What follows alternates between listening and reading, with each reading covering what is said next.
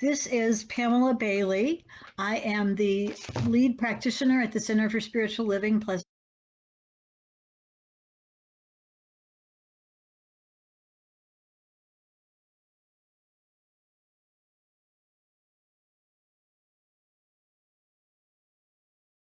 Within You. And why I chose It's Already Within You is I was thinking of the song we used to sing in Sunday school. And that song, it was a wonderful song. It was written by David Pomerantz, and it's called It's in Every One of Us. If I were one of those so gifted, I would sing it for you. However, I'm not, so my gift is not singing it. So I'm going to read the lyrics. They do repeat. It's in every one of us to be wise. Find your heart, open up both your eyes. We can all know everything without ever knowing why. It's we can all know everything without ever knowing why. Sorry, there was an adjustment there. We can all know everything by and by. Sorry, that was distracting for me and nope, and likely for you. And there's another sometimes used alternative, which is it's in every one of us to be wise. Find your heart, open up both your eyes. We can all know everything without ever knowing how. We can all know everything here and now. I listened to several versions of this on YouTube, and all of them were wonderful. Some had different lyrics, different styles, and all of that. I recommend that you actually go to YouTube and listen to the one with David Pomerantz, who actually wrote the song. The one thing I would change is instead of we can all know everything, we do all know everything. We all know everything here and now, and we all know everything by and by. So that's the one change I would make. So with that as an inspiration, I'd like to talk a little bit about how science of mind sees mind, body, spirit. And there's a lot of talk about that these days. And knowing that that's so, what I'd like to do is actually take that. There's a graphic in Science of Mind which shows there is like a circle, and it's got 3 levels in it, and then there's a V going down into it. So the first layer is spirit, and that's where all of it emanates. And then the middle level is mind. Mind is the creative medium in which things actually get formed. And then body is the physical manifestation, the form of what has been created. All of that said, that is how life works. There's first spirit, which is the cause of all of it. And then there's an idea. And that idea is a thought, which then gets formulated into words. Those words first are thought and then they're spoken. And as they're spoken, they're very powerful. And then they create that which shows up in form. So body, again, is the manifest, the one that we can see, feel, touch, hear, and taste. That said, what we want to do is we want to know that everything that occurs starts within us, and it starts within life itself. Now, many teachings and bodies of thought have already told us that creation comes from inside to outside, from esoteric spiritual schools to the law of attraction to hardcore profit-oriented business speakers. They all talk about from within to without. A wise saying that's been around forever, as within, so without. So taking a slightly different and allegorical look at this, there's a delightful story of a massive solid gold Buddha that the monks, fearing a hostile takeover by wicked and extremely powerful forces, they covered it with mud and made certain that the crust dried and would be impervious. Years passed, centuries passed, people forgot that there was solid gold under there. It was just the mud Buddha. Well, as life would have it, there was another disruption, and they were moving their sacred mud Buddha to another temple some distance away. As they were going through the jungle with this massive Buddha, it started raining really heavily, and some chunks of the mud came off, and all of a sudden there was gold visible. Well, when they got it to the temple where it was going to be located, they were able to take off all of the mud, and suddenly that which had always been there, that treasure within, was visible and shining in all of its glory. So we ourselves resemble that Buddha in that we are that gold and that shining light within. And there is this mud, this external that we allow to mask that beauty. So, one of the areas I'd like us to look at is how do we clear away what's concealing that beauty within? Much of what obscures who we are was acquired through a socialization and acculturation. Examples we have heard and may relate to are children should be seen and not heard. I should be, yes, should be seen and not heard. Boys don't cry. Girls should always be nice. Let the other person go first. Don't brag. Rich people are different and they're not nice. Money is the root of all evil. Old standards like men should be the providers and women should raise the children and be homemakers seem to be fading. All sorts of discrimination based on race, religion, ethnic identity, gender, education, economic status, etc., have been formed by over the years by mostly subtle but extremely powerful and generally accepted points of view. All of these hide an individual's true value. We are all part of the human race, and each one of us is necessary for that race to be intact. It takes each and every one of us to be what humanity is. And it is my strong belief that we can surmount these points of view, and each and every individual can bring to life the best of who they are. So, and each of us has something wonderful to bring. So, what are some ways to get rid of those things? How do we get the mud off? We must start from believing that we're already made with everything that we need to live a successful life and to do that what we came to do, that which we came to do. So, what we want to do is that lifelong work, not promised to be easy, but that lifelong work of removing the mud. So, it is worth it. That's what I would say. Maybe not easy, maybe not quick. So, there are spiritual practices like prayer, meditation, journaling, lucid dreaming, forgiveness, chanting, yoga, dancing, breathing, fasting, acceptance, workshops, and retreats all can help break through those things which prevent our lights from shining. However, it's important to remember that these are the means, not the end. The end is to be shining that light.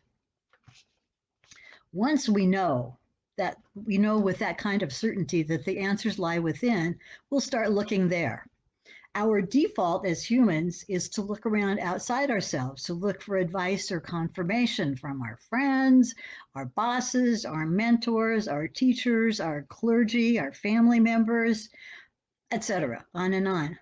One of my personal favorites, this is just me, is to read and study so that I have a lot of knowledge about it. And certainly I know what I need to know. Well, that doesn't always work, is what I can report. We may look to oracles or mystics or readers or other seers and diviners. Or we may have a view of success or fulfillment based on external measurements like achievement, accomplishment, and accumulation. I want to be clear. None of these are inherently bad or wrong, and let's not go there, but rather, oh, and one other thing, we always would want our peer group, our close-in circle of friends, to approve and like what we have made as life decisions. So the one thing that we have to be careful of in getting the approval of our peer group is they may like you in the group exactly the way that you are right now, And if you, excuse me, if you were to grow and change, it would alter that nice connection that you have. But that's one of those darn choices. So we can choose to grow. And in the best of circumstances, our inner circle, the people in that inner circle will want the best for us no matter what. So, again, back to this basic notion everything that we need and desire for guidance and fulfillment is already within us. One of my favorite tales is that long ago, as the gods were forming man, they were debating amongst themselves, where should we put man's soul? So one of them said, oh, let's put it atop the highest mountain. Another said, oh no, at the bottom of the deepest sea. Yet another said, in the middle of the hottest, driest desert. And another said, away beyond the stars. But then they started thinking about it and they said, well, he'll find it at any of those places. And then one said, I've got it. Let's put it inside him. He'll never look there. And that was a wise choice because where is the last place we look? Every place. We look outside every place and then finally, oh, well, let's look inside. Earlier, I mentioned some practices for discovering what's within, and I'd like to share a couple of my favorites. One's called sitting for guidance. So start by getting calm and centered, whatever works for you, breathing, meditation, gentle movement. And then ask the question, what does spirit want me to know about? And then your question or your circumstance. In that calm state, sit quietly. Sometimes some nice, gentle, inspiring music is good for 8 to 10 minutes. When that time ends, immediately pick up a pen and paper and start writing. That just allows those thoughts to flow, and you may be quite surprised. The answer that you are looking for may come the first time or not, or you may want to alter the question, but that is one good way of tuning into that guidance that's within you. So that's one way to coax the answer. There's another thing of doing morning pages, which is stream of consciousness writing, and sometimes you'll discover amazing things that you didn't know about yourself doing morning pages. There's also some kind of fun physical and energetic ways of discovering that which is within you. The first is muscle testing, and that's readily done, easily done if you have another person helping you. So the person being tested stands or sits up straight and holds their arm straight out in front. The tester actually will push down on the arm. So if in fact the answer is yes or it's true, the arm will stay up high and give resistance to the gentle pushing. Now, if it's not true, if it's not correct, then what will happen is that the arm will go down. And again, it's gentle pressure. There's another way to do this if you don't have someone to push your arm down, and that is to actually use your fingers. Now, Reverend Pam has managed to come up with how to do this, and she's very good at it. I haven't mastered it. There's a related somatic approach that's using your body as a pendulum. So once again, it's some physical input that tells you the answer that you're looking to have.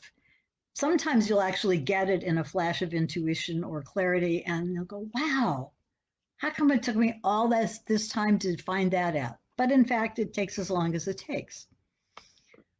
So what you do in that one is you stand up, relaxed but straight, and you say something you know to be true, such as I would say, my name is Pamela.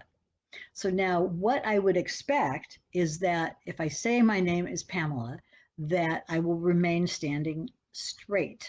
No, that I will move forward slightly. And if in fact I say my name is Susie, I will stay standing straight.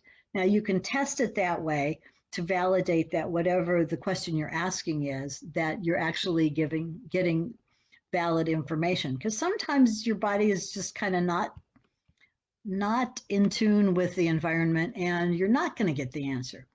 So there's actually a technique called zipping up, which allows you to reset that energy, and then you may be able to get that answer. But it's a fun, easy way that you can do wherever you are. And I have to credit my friend Jenny Sinclair for this one. Once again, these answers are within us. There's things that obscure it, and there's practices and habits that we have that have us not look there, have us not realize that, oh, that answer is within me. So uh, once again, that there's the using your body as a pendulum. The next one, this one was shared with me long ago by my dear friend Jan Guzman, and that is flip a coin. Now that sounds a little flip, but in fact, the point is that as you flip the coin and it goes up spinning in the air, you know how you want it to fall. So it isn't how it lands, because that actually is a matter of chance, but rather what you're hoping as it's flipping around in the air. Now, we do know that with practice, you can actually control some things that appear to be by chance, but that's not what we're talking about here. It's like, what is it that I really want in this circumstance? And I do know. I'm pretending I don't, but I do. So there's a couple of other modalities that might be kind of interesting and fun that are based on the energetics of your being. So it's actually the physical expression of that mind within you. So these would be things like tarot and other modes of divination. Now, this is a matter of your belief system. Some people believe that drawing tarot cards is quite accurate and that those cards have specific meanings that can tell you things you need to know about your life at this moment. Other people don't believe that. And the thing is that you would have to both believe that energetically you're going to choose the correct card and that within you, you actually have access to all the knowledge about what those symbols mean. Now, in fact, we do believe that we all have access to all of it by going within and down into or out into that field of all knowledge. However, most of us haven't practiced that and don't have skill with that. So and again, all of this is a matter of personal belief. Again, there, excuse me, there are external influences, many of them, that impact how we're living our lives. And they impacted. It's things like the temperature and the political climate and the gravitational pull, if it's high tide or if it's a full moon or such things. There are just these things about living on this planet in this solar system that we're affected by that. And at one time, astrology was a much higher science than astronomy, and a lot of the great mathematical advances were made because of astrology. At this point in time, some people absolutely believe it as a scientific approach, and others do not. If you don't believe it, it's not going to work for you.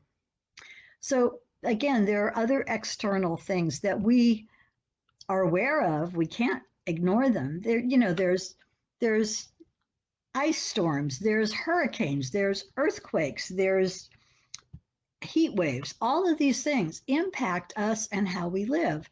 Sometimes they're so extreme that they can be fatal, but a lot of times they just are so impactful that we cannot be our best with extremely hot or cold temperatures, or if it's flooded or the electricity's gone out. And the good news is that we have these wonderful minds that can come up with workarounds and ways to do what we need to do, even with all of that. So we can be grateful for our capacities and tolerances and do the best we can in any circumstance. And now, my final thought of what's within us is that we've been given free will, the power to choose. And that is a divine gift. At any moment, I have the power to choose and then to choose again. Choices do have consequences. And sometimes we want to ignore the consequences that we know will come and just do what would be pleasant right now. Like, gosh, there I am. And there is that brownie sundae. And boy, would it taste good. So I eat it. 20 minutes later, I'm regretful and I have a stomach ache. That's the consequence. But I clearly made that choice. So we know that that is one kind of thing. Now, fortunately, for me and my personal health, that's not a big deal.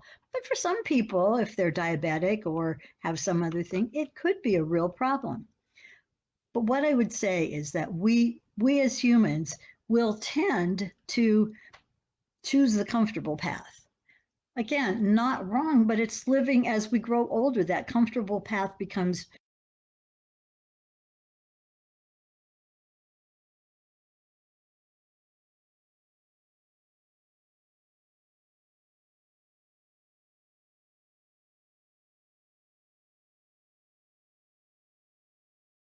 our lives.